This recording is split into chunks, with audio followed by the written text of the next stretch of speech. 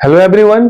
तो यहां पर हम बात क्या करने वाले हैं, क्लास 12 फिजिकल केमिस्ट्री का इस साल कहने का मतलब 23-24 जो 24 में बोर्ड एग्जाम होगा ना, उसका क्या सिलेबस रहेगा और क्या क्या टॉपिक है, किन टॉपिक्स पर हमको फोकस ज्यादा करना है जिससे कि बोर्ड में, मेंस में, एडवांस में और नीट में क्वेश्चन आएगा, इस पर ध्यान देके चलना है।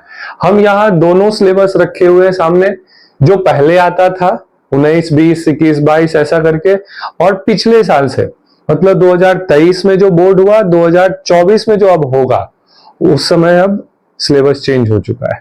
मींस 23 में भी चेंज सिलेबस आया था, मतलब रिड्यूस सिलेबस। पहले हमारे पास केमिस्ट्री में है ना, हम क्लास 12 केमिस्ट्री की बात कर रहे हैं, टोटल हमारे पास 14 चैप्टर्स था। एक्चुअली अभी एनसीईआरटी जो पुराना वाला होता था ना, उसमें टोटल 16 चैप्टर था। यहां पर दिख रहा होगा सॉल्यूशन फर्स्ट चैप्टर है, लेकिन इससे भी पहले सॉलिड स्टेट हुआ करता था।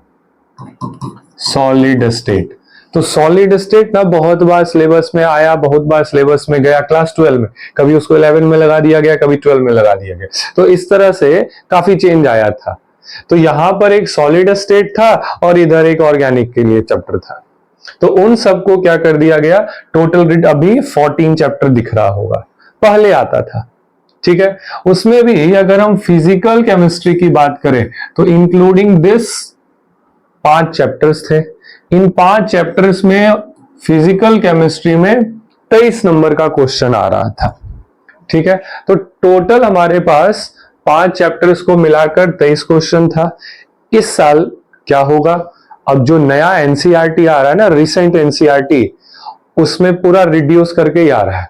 रिड्यूस करके आने का क्या मतलब है, अब एनसीईआरटी का जो पार्ट 1 है, पहले 9 चैप्टर होता था, पहले टोटल 9 चैप्टर्स होते थे एनसीईआरटी पार्ट 1 में, अब सिर्फ 5 चैप्टर्स, इतना ही दिखता है एनसीईआरटी पार्ट 1 में।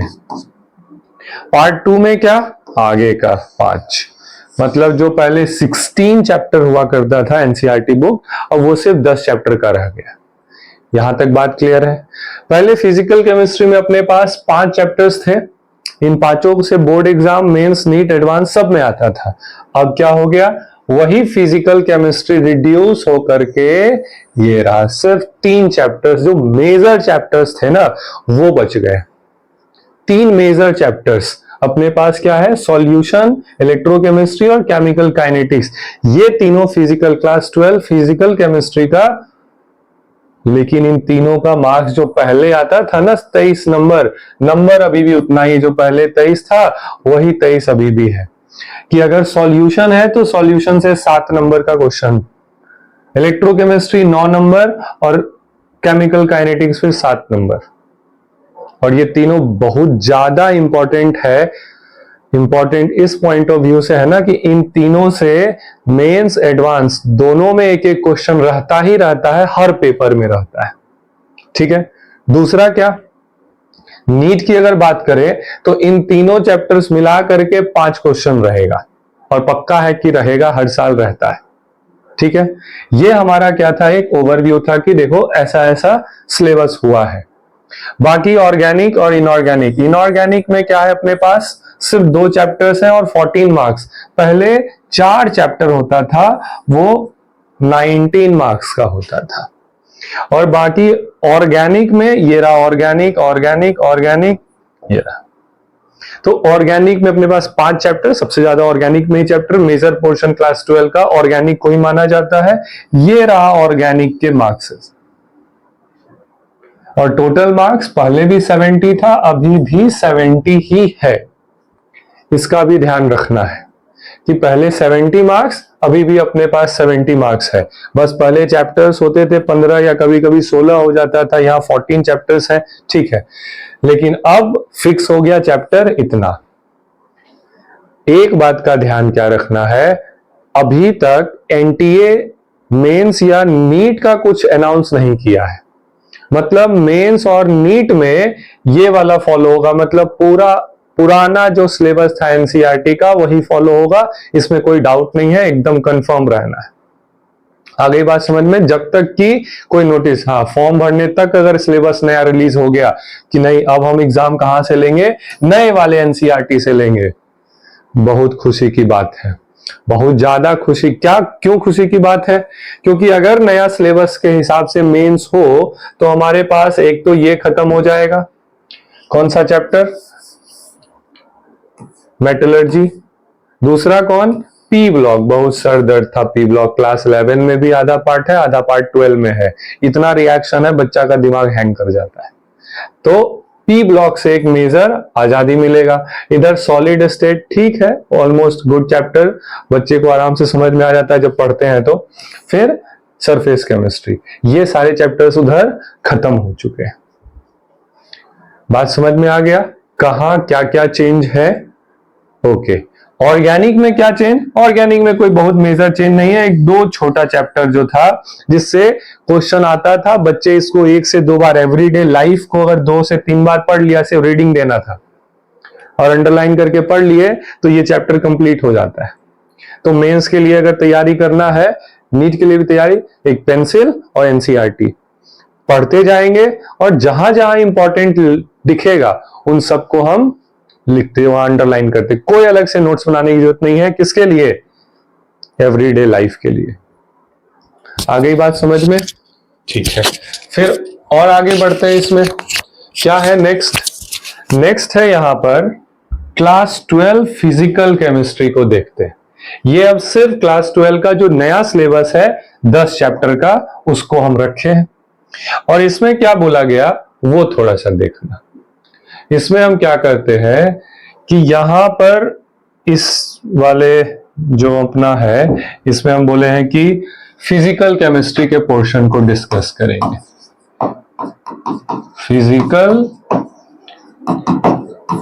केमिस्ट्री के पोर्शन को डिस्कस, सिर्फ फिजिकल केमिस्ट्री। और ये अपना शुरू का जो 3 है वो मेजर है फिजिकल केमिस्ट्री। 3 चैप्टर है, तीनों में कौन कौन सा टॉपिक आता है बिल्कुल यहां पर सिर्फ एक समरी की तरह आएगा, और जो जो टॉपिक पढ़ना है सब यहां लगा देंगे। और जैसे जैसे आप लोग पढ़ते जाइएगा उसको टिक करते जाना है कि हाँ ये चैप्टर ये टॉपिक हो गया, इस टॉपिक से क्वेश्चन भी बना लिए, न्यूमेरिकल बना लिए, ओके है। फिर अगला टॉपिक, क्योंकि मेंस एक ही शिफ्ट, मतलब फर्स्ट सेशन जो होगा पहला मेंस जनवरी में डेट आ गया, और उसमें लगभग 12 से 15 पेपर होता है। तो एक चैप्टर से 15 टॉपिक से क्वेश्चन आ सकता है। क्या पता तुम्हारा जो आएगा शिफ्ट उसमें किस टॉपिक से है, तो पढ़ना तो सब है। क्लियर है? तो हम क्या कर रहे हैं, फिजिकल केमिस्ट्री, कौन सा अपना पहला चैप्टर इधर है, चैप्टर नंबर 1 सॉल्यूशंस। ठीक है, सॉल्यूशंस में ना सबसे पहला जो अपना टॉपिक है वो है टाइप्स ऑफ सॉल्यूशन। मतलब हमारे पास कितने अलग अलग तरह के सॉल्यूशंस हैं। ये हम यहाँ कुछ भी पढ़ाने वाले नहीं है, सिर्फ जो भी चैप्टर्स में टॉपिक है उसको डिस्कस कर रहे हैं, जो बोर्ड, मेंस, नीट और एडवांस सब में काम आएगा। एकदम ध्यान से इसको अच्छे से समझ लेना। क्लियर है? ओके, तो आगे बढ़ते हैं। तो जैसे ही हम बोल रहे हैं कि टाइप्स ऑफ सॉल्यूशन पहला टॉपिक, इसके बाद क्या आता है, टाइप्स ऑफ सॉल्यूशन हो जाता है तो कंसंट्रेशन टर्म्स, वही मोलैलिटी, नॉर्मेलिटी, ये सब जो भी एनसीईआरटी में दिया है उस सब को देख लेना है। इससे बहुत ज्यादा क्वेश्चन, मतलब 2 क्वेश्चन तो मिलेगा ही मिलेगा, क्योंकि 11 में भी था मोलैरिटी वाला कॉन्सेप्ट और क्लास 12 में भी है। ठीक है, किसकी बात हो रही है, कंसंट्रेशन टर्म। और एनसीईआरटी का जो एक्सरसाइज है ना इस चैप्टर का सबसे अच्छा है, मतलब मजेदार है कि अगर एनसीईआरटी एक्सरसाइज सॉल्यूशन चैप्टर का कोई बच्चा बना लिया इस चैप्टर का ना, तो फिर उसका एडवांस में भी कोई प्रॉब्लम नहीं होगा, इस लेवल का क्वेश्चन है। क्लियर? तो ये था कंसंट्रेशन टर्म्स। फिर आता है सॉल्युबिलिटी, कि सॉल्युबिलिटी क्या था। सॉल्युबिलिटी में ना 2-3 टॉपिक है, कि solubility of solid in a liquid, फिर लिक्विड इन अ लिक्विड, और जब हम इसकी बात करते हैं ना, लिक्विड इन अ लिक्विड की, जरूरी तो ये वाला भी है, लेकिन जैसे ही लिक्विड इन अ लिक्विड आता है तो इसके अंदर राउल्ट्स लॉ, राउल्ट्स लॉ मिलेगा। फिर इससे मेंस और एडवांस में क्वेश्चन खूब दिखेगा, नीट में क्वेश्चन दिखेगा, तो ये टॉपिक भी एकदम अच्छे से पढ़ लेना है। क्लियर है? फिर गैस इन अ लिक्विड आता है। गैस इन अ लिक्विड जैसे ही हम लोग बात करते हैं, इसका मतलब किसकी बात हो रही थी? गैस इन अ लिक्विड, मतलब हमारे पास गैस इन अ लिक्विड है, तो फिर इसमें एक लॉ था, हेनरीज लॉ। हेनरीज लॉ, फिर इस लॉ का याद रखना है, क्वेश्चन फिर इससे मिलेगा। क्लियर है? तो ये सॉल्युबिलिटी में अपने पास इतना टॉपिक है। कितना टॉपिक है? Solid in liquid, liquid in a liquid और गैस इन अ लिक्विड, कि ये सब आपस में जब हम सॉल्युबल की बात करते हैं तो कैसे सॉल्युबल होता है। क्लियर है? जब ये पढ़ लिया गया, इतना हम लोग समझ गए कि क्या सॉल्युबिलिटी था, राउल्ट्स लॉ था, तो राउल्ट्स लॉ को हम फिर डिटेल करेंगे। राउल्ट्स लॉ को हम फिर कुछ और डिटेल में करेंगे। क्या डिटेल करेंगे?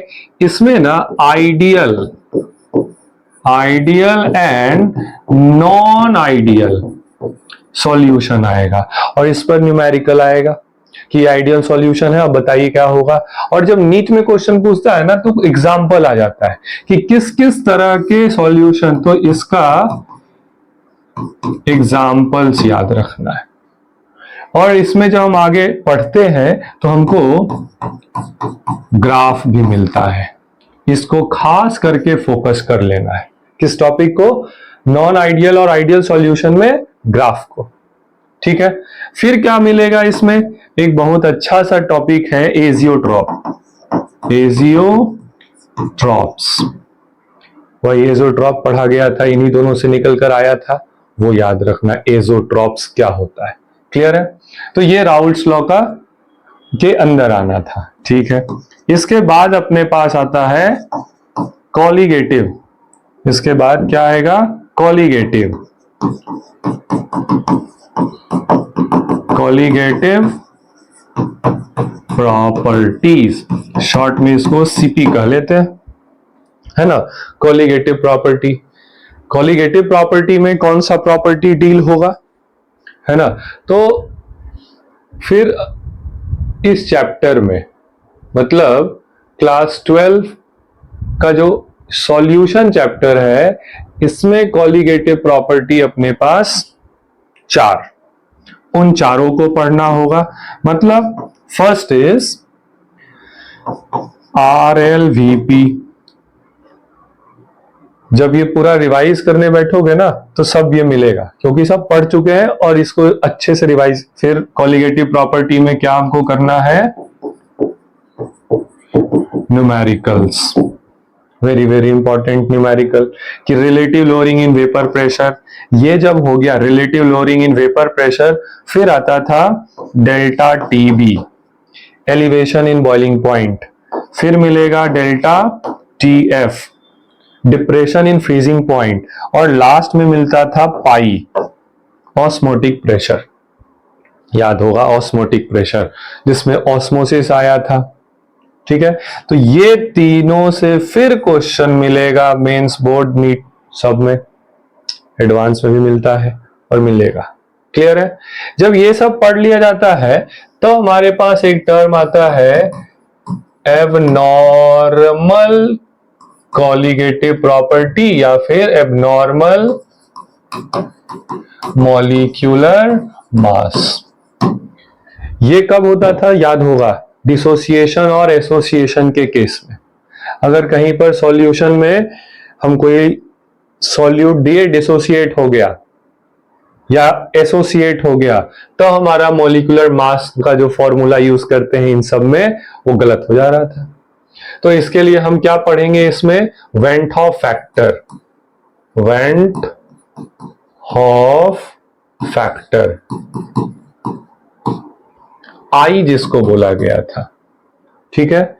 इसी आई का फॉर्मूला था और साथ में अल्फा भी था, degree of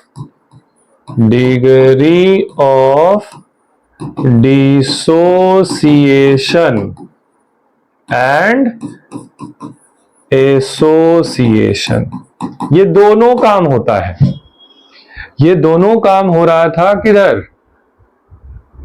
went Hoff factor वाले केस में, जब हम अल्फा इसकी बात करते हैं। समझ में आ गया? इतना ही टॉपिक है अपने इस चैप्टर सॉल्यूशन में जेड का। ओके, ठीक है।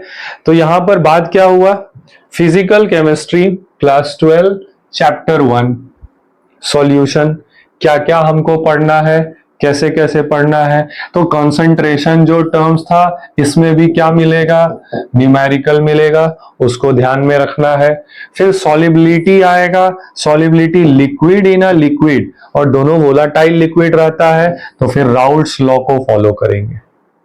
अब ये राउल्ट्स लॉ को अच्छे से, हमारा भी वीडियो बना हुआ है इस पर, आप लोग जाकर देख सकते हैं। क्लियर है? जब यहां तक पढ़ लिया गया, फिर हेनरीज लॉ आया। फिर जब राउल्ट्स लॉ पढ़े थे तो उसमें आइडियल और नॉन आइडियल सॉल्यूशन, एग्जांपल्स याद रखना है, कौन आइडियल है नॉन आइडियल है। ये खासकर नीट वालों के लिए, जिनका नीट का एग्जाम है। मेंस में तो बहुत ऐसा एग्जांपल नहीं पूछता है, लेकिन नीट में बार बार आता है ये। और फिर ग्राफ, ये सब अपने दिमाग में रखेंगे। फिर क्या अपने पास एजियोट्रॉप, वो भी इधर राउल्ट्स लॉ से ही निकल कर आता है कि जो सॉल्यूशन कैसा आइडियल और नॉन आइडियल बिहेवियर शो करेगा, वो सब ऐसा दिखाएगा। ठीक है, जब इतना हो गया तो मिलता है कॉलिगेटिव प्रॉपर्टीज, 4 कॉलिगेटिव प्रॉपर्टी पढ़ना है, फिर एबनॉर्मल ये। ओके, ठीक है। अगले वीडियो में हम क्या करेंगे कि अब सेकेंड और थर्ड चैप्टर में जो जरूरी वाले टॉपिक्स हैं, जिनको कि पढ़ते जाना है थ्रू आउट लाइन से, है ना, एक सीक्वेंस बना करके उसको डील करेंगे। क्लियर है? ओके।